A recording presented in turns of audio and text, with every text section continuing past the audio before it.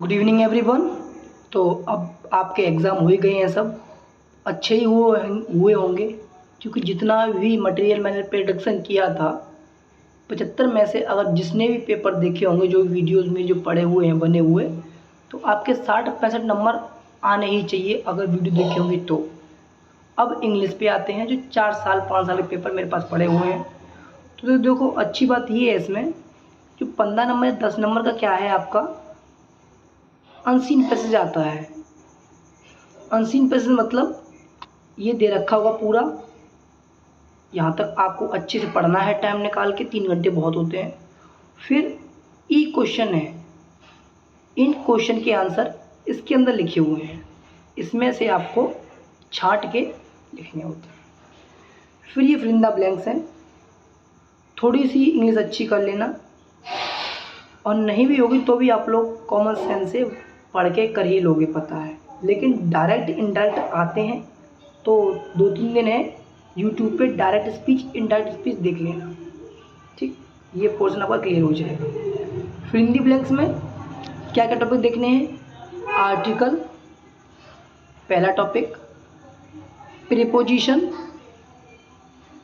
Conjunction,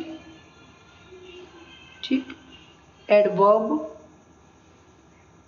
और adjective, ये कुछ टॉपिक हैं जो आपको देखने हैं। इनसे आपके जो ये फिल इन द ब्लैंक्स हैं ये हो जाएंगे। जैसे कि 2000 ये हमारे 24 का पेपर होगा, हाँ 24 का है। फिर ये नेक्स्ट है एंटोनिम्स। एंटोनिम्स यानी अपोजिट वर्ड आते ही हैं। मैच द फॉलोइंग सिंपल है, जो नॉर्मली वोकैबुलरी होती है उस हिसाब से। फिर 6 में एक लेटर है, जो अपनी माँ को लेटर लिखना है कि आपने पहला दिन कैसा बीता आपके क्लिनिकल डे में, या फिर अपने दोस्त को लेटर लिखना है समर वैकेशन के लिए। ये कुछ सेंटेंस हैं जो अधूरे हैं या गलत हैं, आईएनजी किसी में लगी है, किसी में इज़ लगा है, किसी में आर लगा है, तो ये करेक्ट बनाने हैं इसमें पढ़ के। और फिर ये शॉर्ट नोट लिखने हैं, importance of balance diet, prevention of better than cure, importance of newspaper, application, sick leave, use of computer in nursing etc. तो 2024 का पेपर हमारा ऐसे ख़त्म हुआ। अब आते हैं हम 2000 आगे। अब पेपर है 2020 का, इसमें वही देखो, अनसीन पैसेज इतना पोर्शन पढ़ना है और इनके आंसर देने हैं आपको।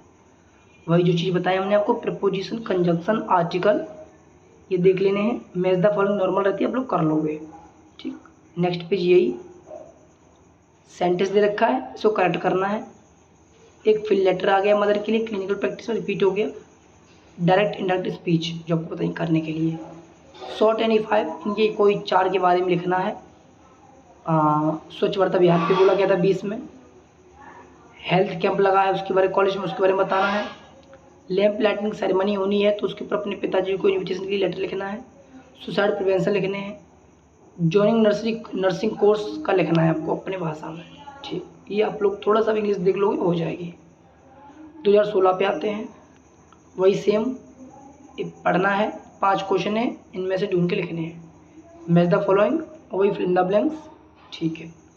उसके बाद ये आ गया, वही do as direct, active passive, ये वन वर्ड में क्या कहते हैं वो, ये इसमें आप लोग कंजर्वेशन कन्वर्सेशन दो लोगों के बीच की, वो इधर बोलना है, आपको समझ में आ जाए, कर लोगे। एंटोनिम्स आ गया, फिर वही ब्लूम शब्द, इनके प्लूरल बनाने, और फिर वही 5 दे दिए इसने अपनी भाषा में लिखने के लिए, ठीक है।